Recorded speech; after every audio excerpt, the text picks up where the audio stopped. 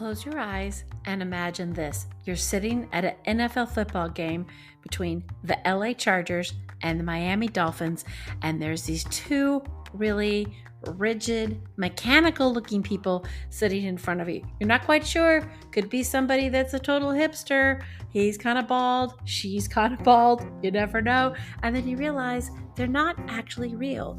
They are AI robots that are sitting in the crowd posing as NFL fans as part of a promo for the new film called The Creator in the classic Man Against Machine movie. Okay, how many times are we going to keep making this movie about how robots take over the world and they're mean and evil?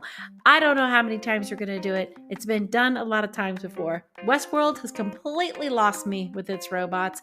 You could go back to Battlestar Galactica and look at the relationship between humans and the cyborgs. Can we call them cyborgs? They weren't cyborgs. They were robots, intelligent robots. Demerzel from Foundation. There are so many examples in Hollywood of robots running amok, doing bad things. And so today we are talking to a roboticist who is a lovely Frenchman who's now living up in the north of Scotland getting his PhD. He's going to talk to us about love, yay, sex, hurrah, and robots. Stay tuned.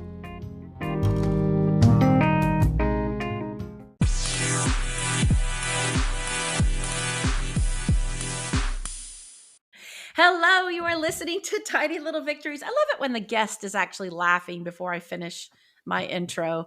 Don't you love that? You know it's going to be a good show. Just laugh away back there, Alexander. Just laugh away. This is Jennifer Kite Powell. I am your host, and this is still Tiny Little Victories. And I am so glad you're back with us today because I have a roboticist with us here on the phone, all the way from Scotland. Say hello to everybody, Alexander. Hi, everyone. How are you?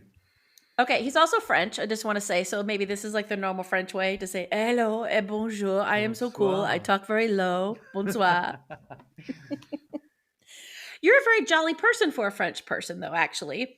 But I still have my cigarette and my red wine when I speak. Of course, I would expect nothing less. And I would expect nothing less, but because you're so amazing, incredible, and just to give everybody a send up for who you actually are and who they're listening to, this is Alexander Colle, and he is a roboticist. He is also an entrepreneur who has started a number of companion robotic companies, and right now he is sitting his little French ass up there in Scotland. It's cold. He's out in a field. He has some red wine, and he has a cigarette maybe because he is getting his PhD in robotics with a focus on aesthetics and robotics, which I think is fascinating.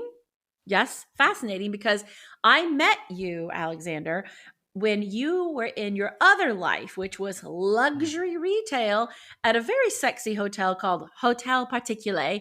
And I believe we were drinking Chablis in Paris. Am I right? Or am I half remembering this correctly? We were on the terrace.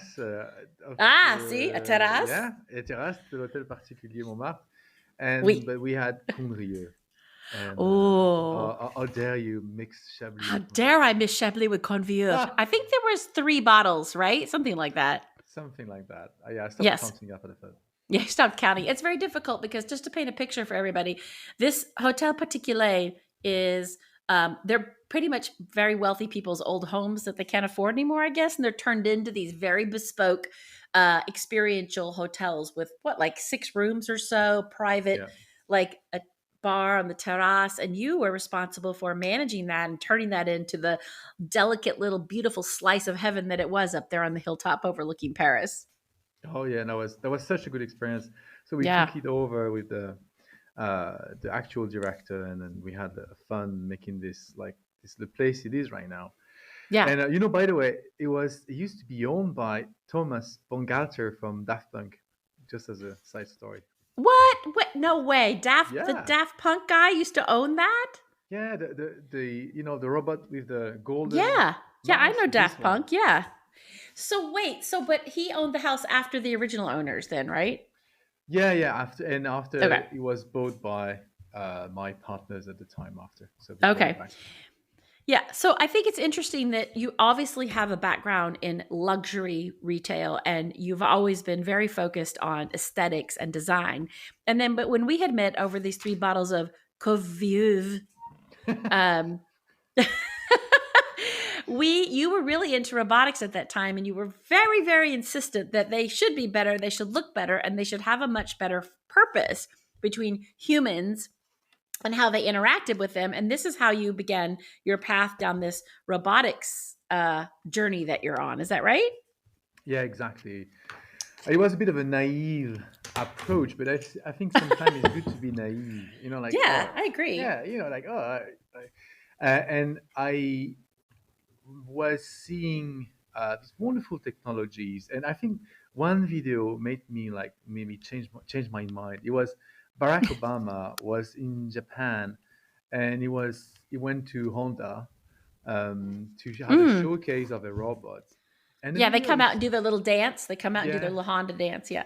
You had Asimo, I think it's called Asimo, and you had like this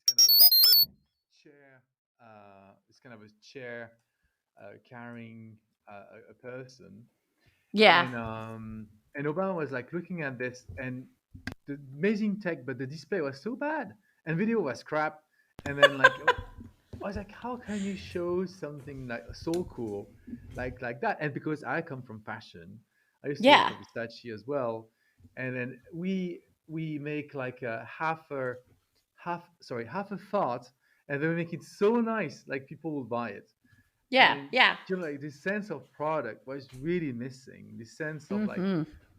identity, branding, all these things, and I was puzzled because I love robotics Yeah. since I'm a kid. Right. So you don't with your your fashion background, Versace and all these other brands, that made big sense to you that you would see something like this and see like the opportunity to be able to why are we making these things so damn ugly, basically? And you know, I love that you had something really beautiful. You said you came with maybe a naive approach, but in a way, it's probably better for ingenuity and to come from something to something because then you can see and you begin to question, right? Like, why are we building this thing? Why are these things so ugly? Like, why is there not some beautiful design? Who says that robotics and design are mutually exclusive? Yeah, you're right. But I think as well we carry culture as a baggage. Even in design, like everybody's talking about the 10 principle of design from Dieter Rams, for example. And some people now start to criticize that. And this is like, the foundation of all the phones and the computers you have mostly in your home Mm-hmm. come from Braun and then like this school of design. The same thing in robotics. I think robotics and tech in general is really influenced by sci-fi. Look at Yeah. all how Yeah. many Oh, tech. 100%. 100%. Do you see like Um, people talk about Josie the robot and like Terminator? yeah. That's all. This is one or the other. Terminator. Yeah.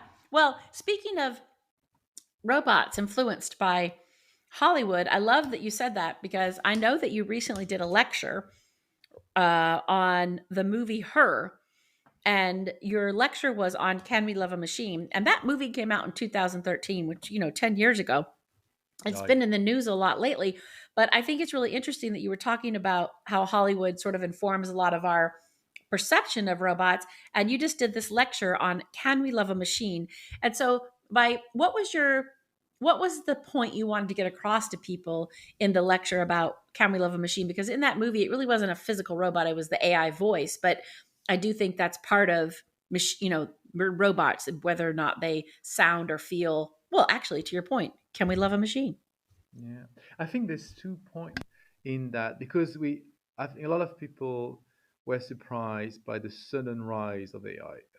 So that I think this last year was like this big slap in people's face, uh, and Mm-hmm. from ChatGPT and also on.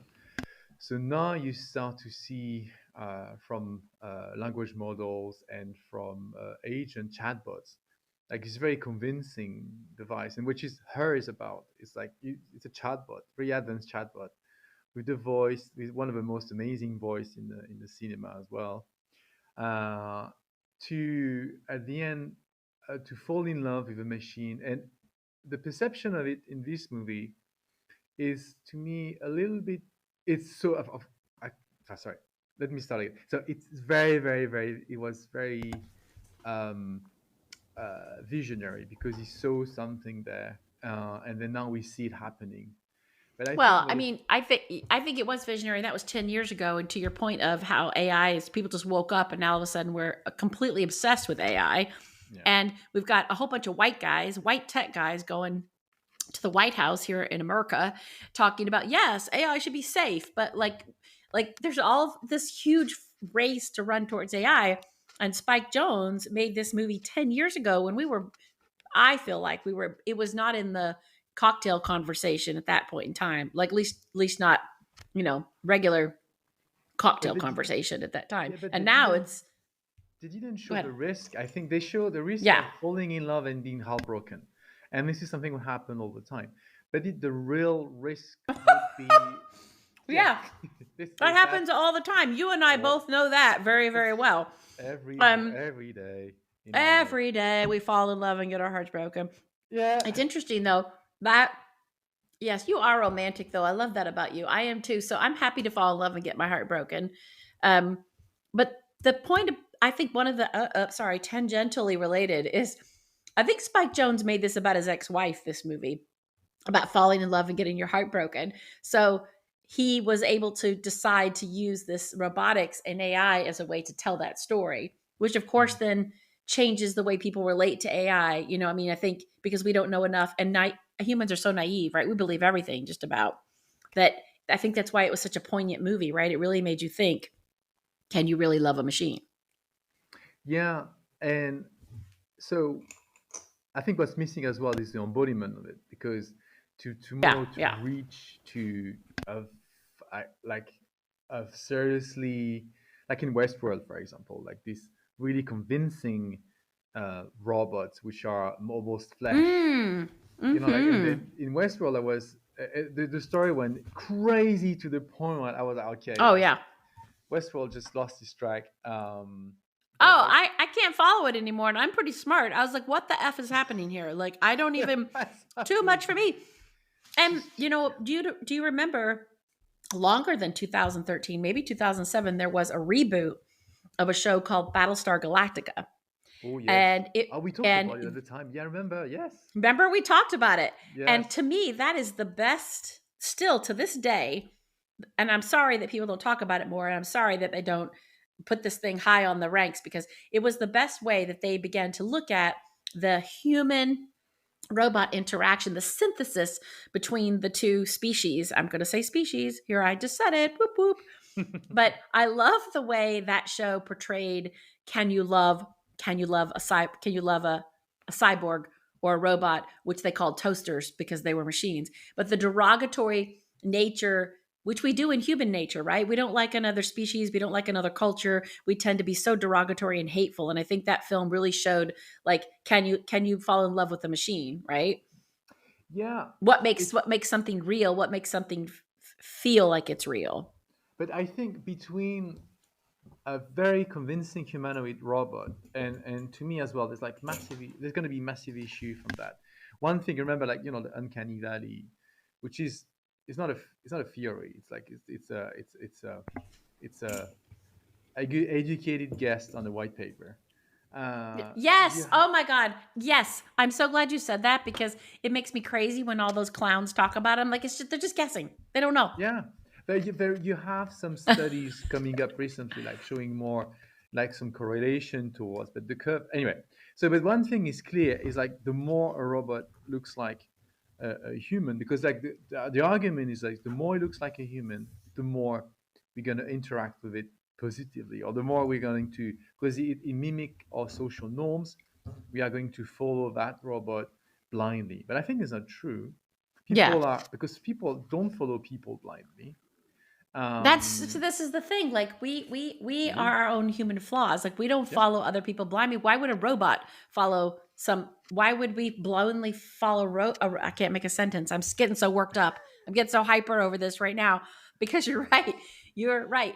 We are just full of conflict humans, which is frightens Yeah. me about the future. And just can I also jump in and say since we're on the subject of you doing your lecture and then you bringing up Westworld, which blows my mind constantly, can we just talk about Demerzel, the intelligent robot in the Foundation, which was written by Isaac Asimov? Have you seen this?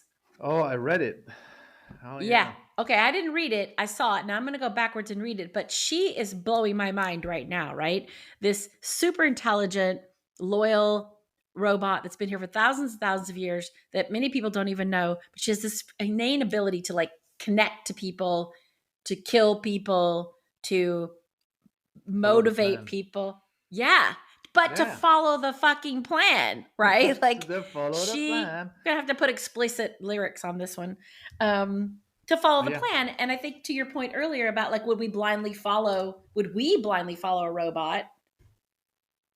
Would a robot blindly follow its own ideas for what it needs to do? Is I don't know. I don't know. I don't know if we have anything to be afraid of except for ourselves. Yeah, I think so because I mean, you have as well. What's so again, a robot. They are. That's my favorite catchphrase. My friend Camilla would say so. What's your favorite So catchphrase? it's robots are the embodiment of AI. Mm. So they're not work that a robot without control, without vision, without like a controller, like something computing all these parameters. A robot is just like a bunch of hardware assembled together, and that's it. So Mm-hmm. what's make it right now like mobile? What makes it like in the future maybe lovable, or maybe it's gonna be the AI is going to power it. Yeah. So you have as a uh, uh, what is going to drive all these sensors? What is going to drive all this information? And this is what was going to make the robot as they will be. The shape, I think, doesn't matter. Mm-hmm. But in a way, Yeah, the shape, I think that's probably true. because I mean, okay, you're going to have, of course, the shape matters because my work is robotic and aesthetics. But I think uh, this is why I'm sure a toaster, for example, like remember in Ghostbuster, like Yeah. they put the slime in the toaster, it start dancing. Yeah. And then it Um, became more alive. yeah, it became more alive, and I think they try to have sex with it, and Yeah. why not? Sex is always plays a role in everything. Yeah, with a toaster The toaster. and But I slime. mean, also they use that same line in Battlestar Galactica with Caprica. Like, how could you have sex with a toaster when this guy was already madly in love with her? You know, it's like he didn't see her as a toaster; he saw her as like somebody he loved.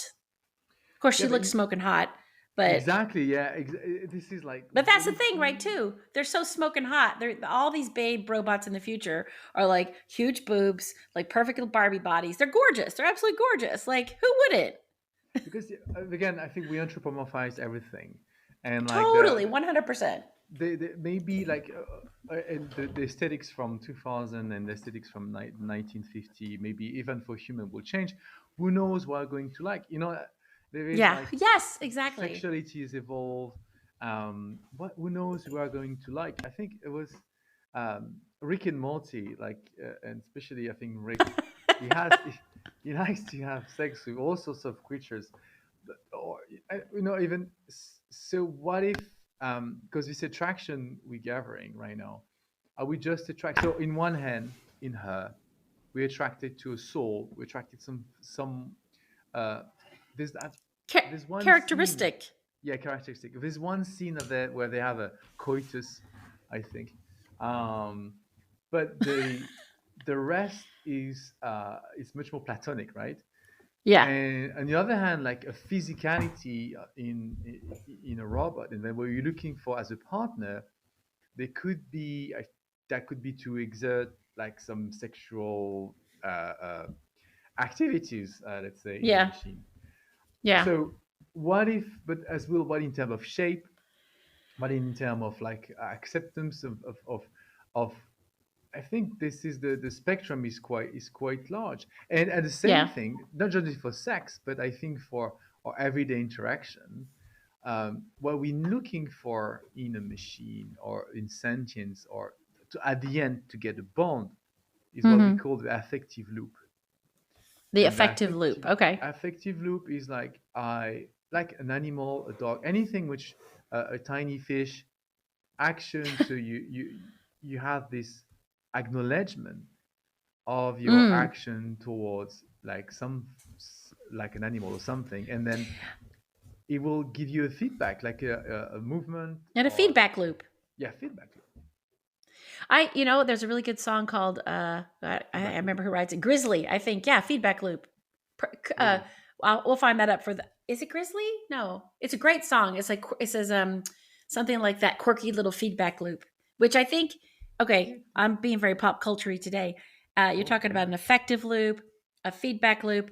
You are 100% talking about very human connective type behavior. An effective loop can happen between like me and my dog, my beagle Gigi. You and I have known each other for many years. There's an effective loop there. Like, what do you have? What kind of relationship do you have with this person that keeps giving you feedback that you want to keep having a relationship with this person, or you like them, whether or not it's sexual, platonic, intellectual, educational? And I think the feedback loops that you people, you roboticist people, are working to make put into these next generation of robotics, whether or not this the soft robotics, which we haven't even gotten into yet, which I want to get into, is really all about, are you how much of yourself are you putting into those effective loops, that learning behavior, which is why Westworld is so troubling. Like it wouldn't surprise me if what is happening in Westworld with how they think, they have some serious feedback loops.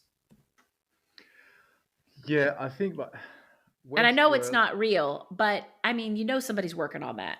Yeah, no, I'm sure, but you have what's his name? The main engineer, which is actually the robot. He Oh, I works can't on think of his name. The guy, yeah, he didn't guy with know the he didn't glasses. know he was a robot. Yeah, the Decker Renard, I think it's in the Westworld. Anyway, he's working on. He has this little tablet, and he's have the cognitive architecture. Actually, what I can see is the cognitive architecture, and they implement like these stories, and then they have the behavior, and then they have to obey to these like loop stories, and then react towards like in a meaningful way. um I think this is going to be possible to program. This is pure program, which I really like. After like developing a human, it's why I don't get in this movie. I don't get it, but like developing like a real human. In Westworld?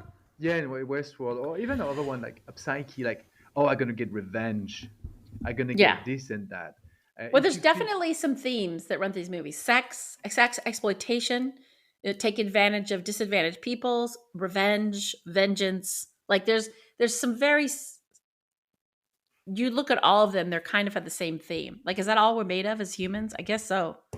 yeah, but Okay, it's but you want to talk about perfectly created robots, the how they look or whatever we're calling them in Westworld. Let's take a headline, pluck it out of the sky and discuss it here. Here's one from literally 2 days ago. AI robots infiltrated an NFL game with a secret mission. So there are these robots that are sitting at a LA Chargers and Miami Dolphins game on Sunday, this past Sunday, and they were just sitting in the crowd with jerseys on and headphones on, and they kind of look real. But like, you said yeah, they look like mechanics. They're not very attractive robots, but do they need to be? Like, number one. Number two, they're actually there to promote a sci-fi movie called The Creator, which is this new man against machine again. So here we go. Write down these scary AI robots sitting at a LA Chargers game, freaking people out. yeah, But and they first of have all, they're giant not headphones. pretty robots. You think if they were sexy with blonde hair, people would have been freaking out? Because these guys look a little scary. Okay, they're all bald, so that I can relate. Uh, they have like these big headphones, and then they look like, yeah, mechanics Yeah, they look like stuff. headphones. Yeah. And I guess, okay, do you have the technology to make this thing work? Do you need to have these big things sticking out on the side? I think this is like the art direction, and they have to follow something which like kind of Yeah, can be, yeah, of course. But it feeds into the hysteria because we're stupid, right? This is what they're going to look like. The next thing you know, there's Facebook pages about real robots taking over the place. Yeah, but and the trouble with that is like, okay, we're going to be scared about humanoid robot, where the one leading the charge are the discrete one, the That's drones. so true. Yeah, Yeah. the drones attacking the robots on tracks now are like mounted with cannons in Warfield. Uh, the one the one in the MARV, or have you heard, Oh like yeah. all these, they have many robots now patrolling in the ocean, like Oh, absolutely, absolutely. And there is a robot patrolling parking lots at malls by Nightscope, where it looks like a cone-shaped robot, like a Dalek or something, and it doesn't move very fast, like up to 2 miles per hour. And it has like you can push a button on if there's an emergency, but I'm pretty sure that thing isn't going to be chasing, running down like criminals stealing from the Gap. You the know, like cone. and it, but here's the thing, like it's a cone shaped robot. It's supposed to not make you feel threatened, right? Because it kind of doesn't have a face. It looks like a cone in the street but a little rounded on top, so they made it not to look threatening. Yeah, and That's a it's funny. paradox to I have a me. story about this cone, it's a robot, and there was an article on a magazine, because okay, we talked about A story anthropomorphism. about a robot cone or Yeah, these robot cone. robots? Yeah, Okay. I Oh, think you okay. mentioned Okay. that specific robot, and because it's Nightscope, right? The brand, Yes. I think. Yeah. Yeah, and so anthropomorphism, like all we talk about, like feedback loop, and the rules of anthropomorphism is when you see something which you can't apprehend, you don't understand, you try to befriend it, you start to socialize with it, you start as well, you try to understand what will be its next move. Now, this is something which is ingrained in us since we are primates in the savannah. And Mm-hmm. when you see, so this is why we create all these stories about things moves, because like this is the foundation of religions as well. Like, oh, there's a cloud in the sky looking like a Very true. face. That means the crops will be shit or something like that. And yeah. So you have It's okay. We're right. gonna put an explicit rating on this podcast today, so it's fine. Sorry. No, Oh go yeah. for it. You don't have to I've reel been it in watching. at all. You don't have to reel Merde. it in at I all. can We're going to swear in put French. explicit. Yeah. Swear in French for us. We love that. So you have this merde robot. Sorry. So you have this robot, which, as you say, like is non-threatening, is doing his job around. But there was in the mall, there was a fountain, and I guess the path planning didn't work correctly, and then robot fell, ended up in a fountain. And Oh, tripped into the fountain. Uh oh. trapped What into was the the fountain. headline? The headline from this newspaper was like, "Robot commit suicide in the mall." Oh, oh Yeehaw. my Yes. God. Yeah. So you're I can't pronounce that word. Anthropomorphize everything. So we put a human comedy, a human trait on a machine because something went wrong in the software. We say it committed suicide. Yeah. We are so stupid. Yeah, but I think I can't blame us Why because we not? do. I think we should blame us. Why can't we Because blame us? a dog, for example, like they grew eyebrows because in Yeah. relation with human, to understand, to have more emotional in their facial traits, to get more treat. So I think there's and they will react to that, and then like attribute, and of Mm. course they're social animals, but like we attribute a lot to dogs which maybe they don't have, and so this is part of anthropomorphism as well, or like Yeah. um, I think this is our nature, and sometimes nature Yeah. doesn't have. If you know that, that helps you as well. How people will perceive robot, and then that should give as well guidelines on what we should be maybe be careful of how we create the machine in the future. Because on one Yeah. hand, I'm very scared about this new chatbot. We can be Some people will be Oh, yeah. completely under their spell, completely. Loneliness is an epidemic. Loneliness is a catastrophe in the UK, not only for Yeah. older people but even like young people. So imagine that. And second, like you have this physical attribute, right? You have a physical embodiment of it. What's going to happen?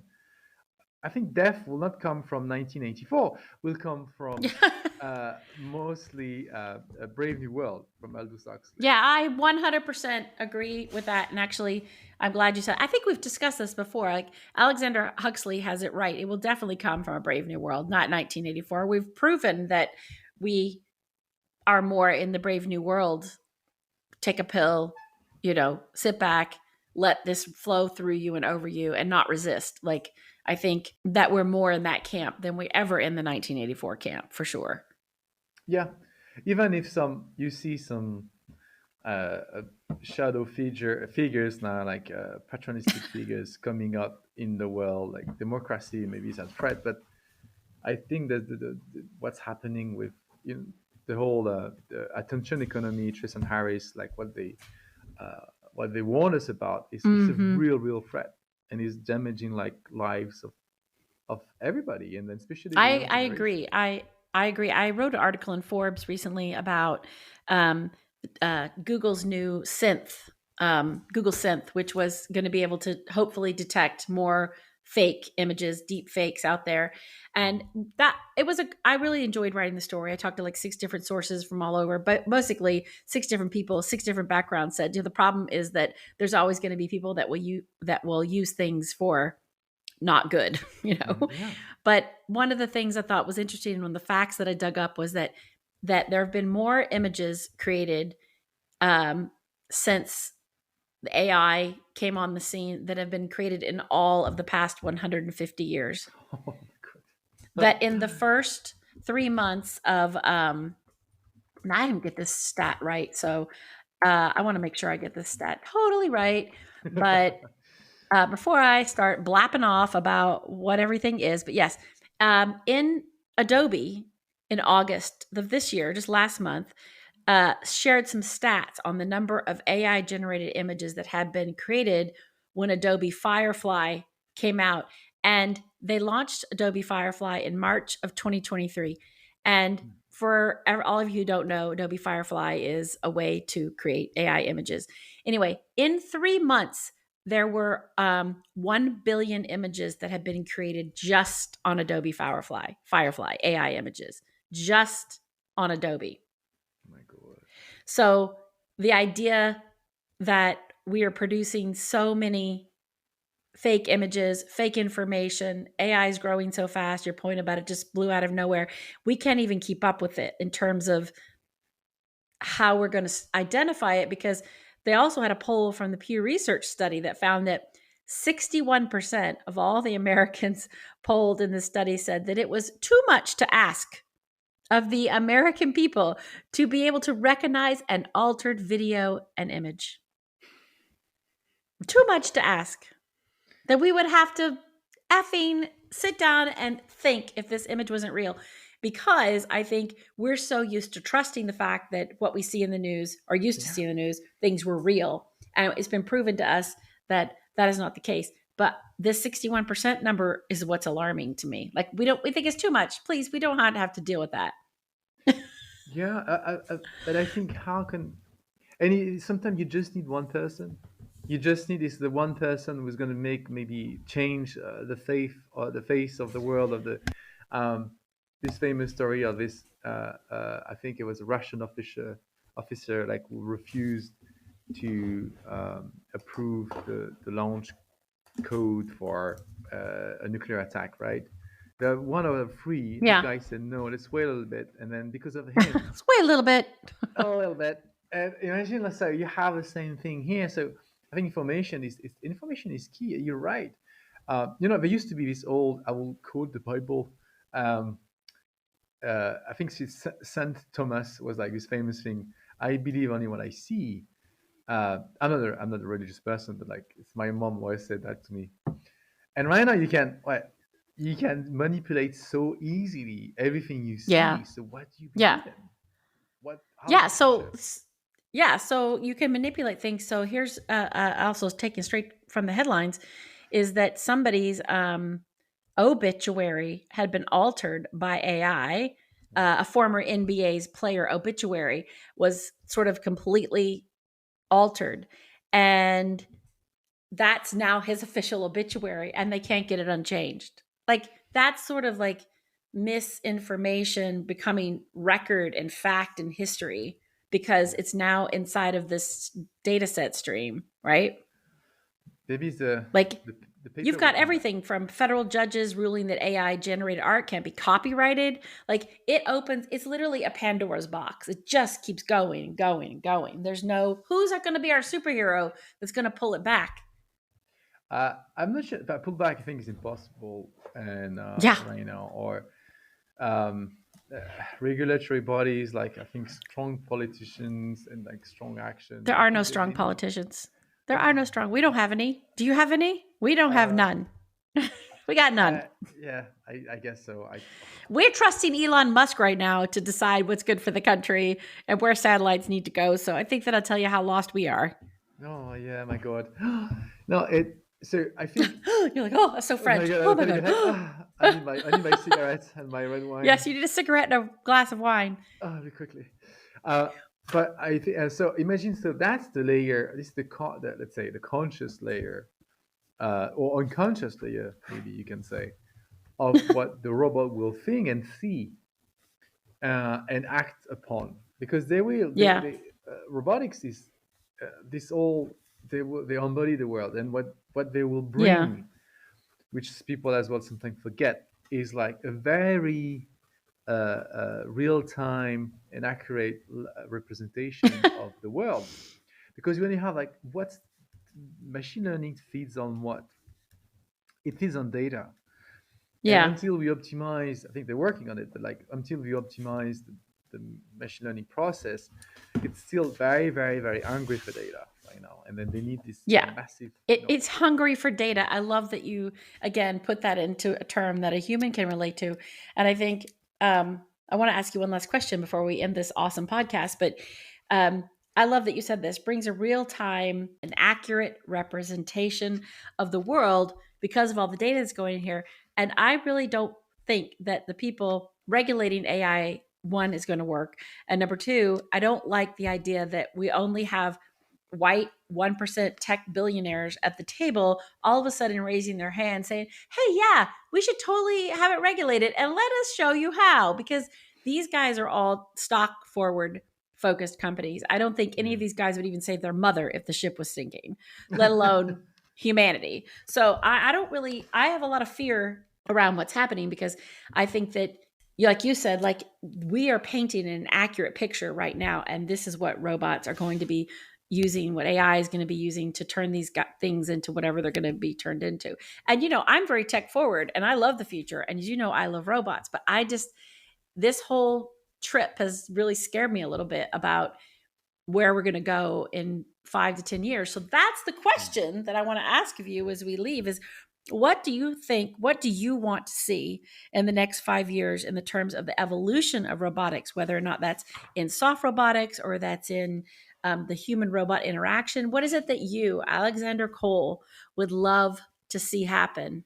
I think a more inclusive. Take a puff off the cigarette, have a glass of wine, then answer the question. Bon. There you go. C'est bon.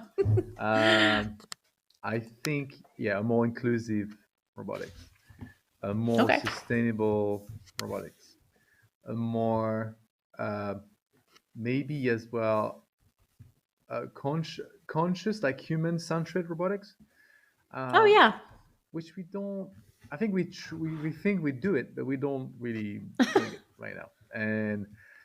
But unless we need to have systemic change as well for robotics, which I won't see happening yet. It will, from the dance of now the way we manufacture things. Because how can you manufacture? How can you make? Sorry. The brain cognition evolves very quickly. Hardware to make it, to modify it, is very hard. Yeah. Because you need to have supply chain, blah blah blah. So I think now we reach a stage where we are going to see a machine making machines, and this, in one hand, I think interesting. Like a 3D printing, design. Oh, that's true. Manufacturing, design for assembly, design for X, basically. All these principles are helping building better, faster, more sustainably, and then less relying on like this massive, large supply chain. One major problem I can see, although, is the access for all the firmware, like all the computers, sorry, chips. The chip shortage is very scary.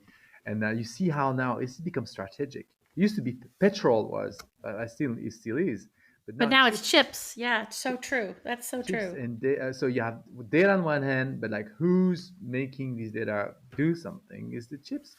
NVIDIA, like That's so everybody's. true.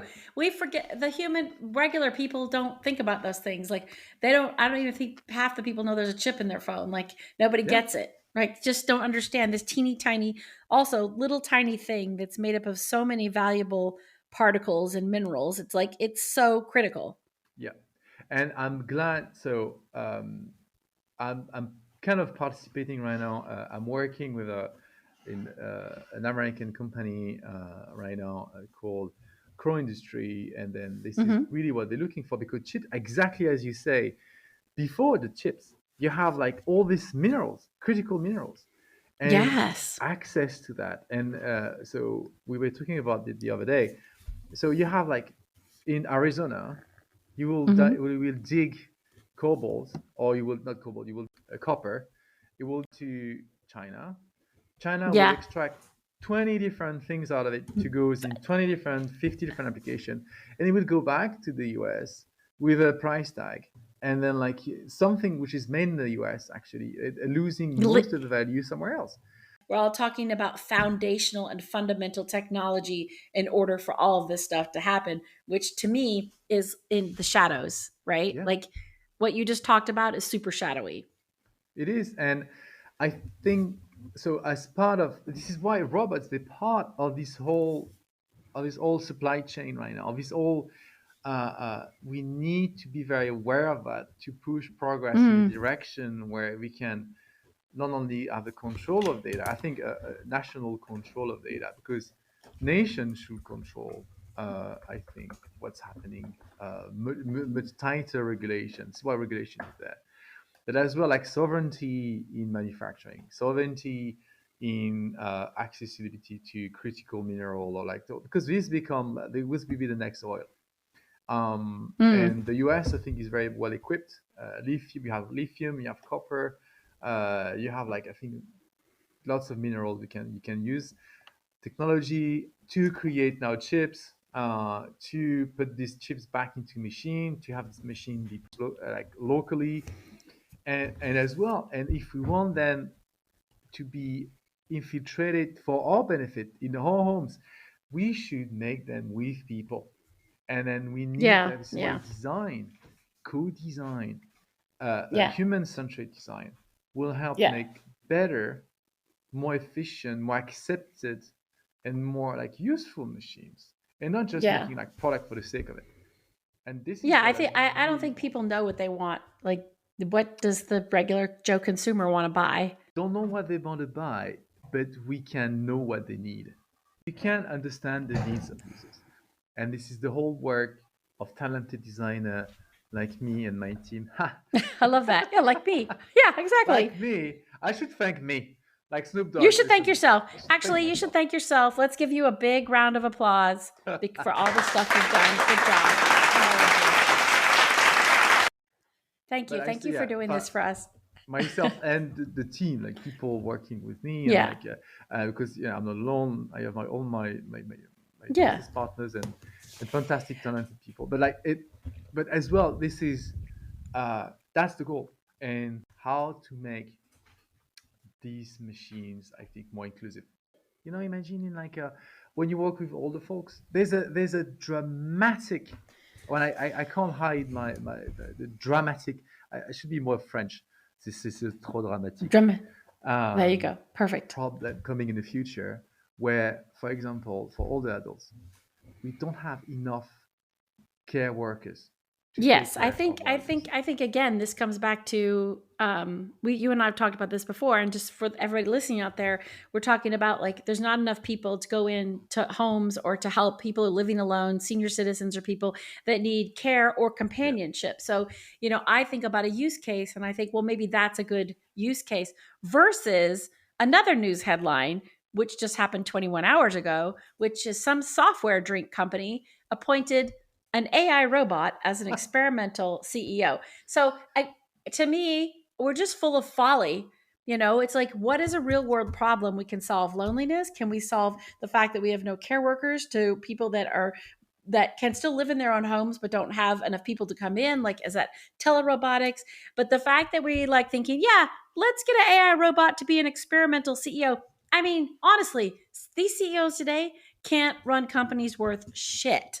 So maybe this CEO, this experimental CEO, would do a lot better than half the clowns out there right now. I would like to know. But to me, we're just folly. It's just folly, which is why I love the people behind the scenes like you and your team and other people that are really looking at these bigger problems, these bigger issues to solve, human-centric robotics, soft robotics, things that we can apply that affect someone's life. Because an experimental CEO is just going to really not go well. Like having fans sit in the seat with like seeing like robots that they think are actually real and not a promo for a movie and have them freaking out on Facebook, it's not going to go well in the end. Maybe you have like a lack of. This is all about the shortage of worker, right? And the mall cop, potentially, maybe someone can do a better job, but can they? And we need to have the right question about society, like what people should do for their work. Erase this kind of worm as well, like universal income. If less people are working, uh, take job replaced by robot, which is irony right now. It's like this is not the blue collar, this is the white collars getting replaced by AI, like the lawyers and then the accountant and then the business analyst and so on and so forth. This is like I think a waiter at Applebee's will have more chance to keep their work like as an accountant in the next 5 years. And again, robotics, like we throw this. It's kind of it's going to be for me my fear is going to be like the immigrant rhetoric for the 2030s years, right? It's like, oh, robots steal your job. Let's kill them. We keep depicting how robots will be, but yet we're not living that robot we're still using them as gimmicks, like experimental CEO or NFL Yeah. fan. And I wonder if you could just leave us with one thing that you've created in your life with robots that you want to tell the world about. Short, one thing. What have you created? Have you created anything for us? Besides a shoe? No, a shoe robot. A shoe robot. No, I created a pillow robot.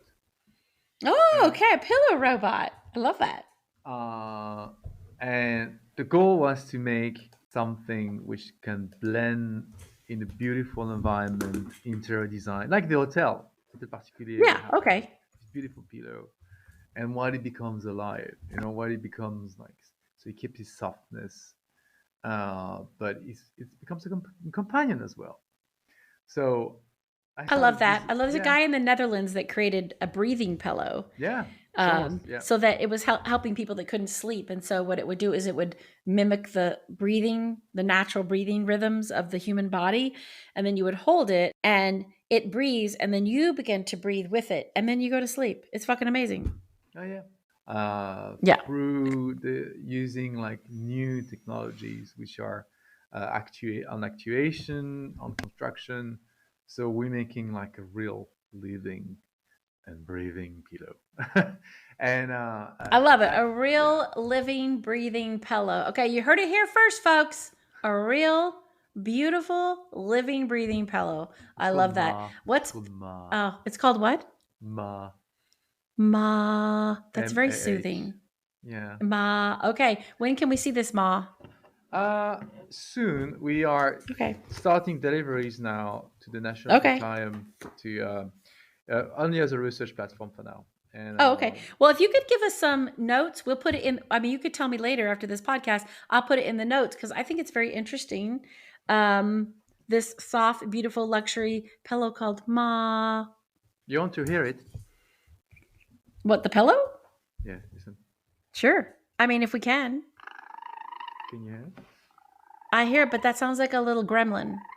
Yeah, when he's scared, it's like that.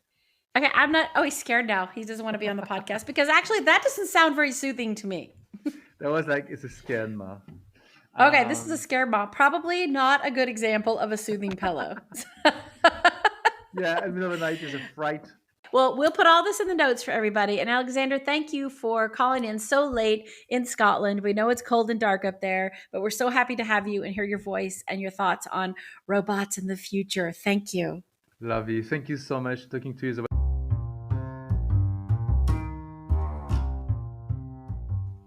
Season 3, off to a rip-roaring start with Alexander Colle, our local roboticist. Actually, he's not so local, is he? Depending on where he is our local roboticist, and I love that. So if you have any questions for Alexander, you can actually put them in your comment section on this Spotify podcast app. I think that's pretty amazing. So I'd love to hear from you if you have any questions. I know he'll answer them for you. We put everything in the notes that you need to know.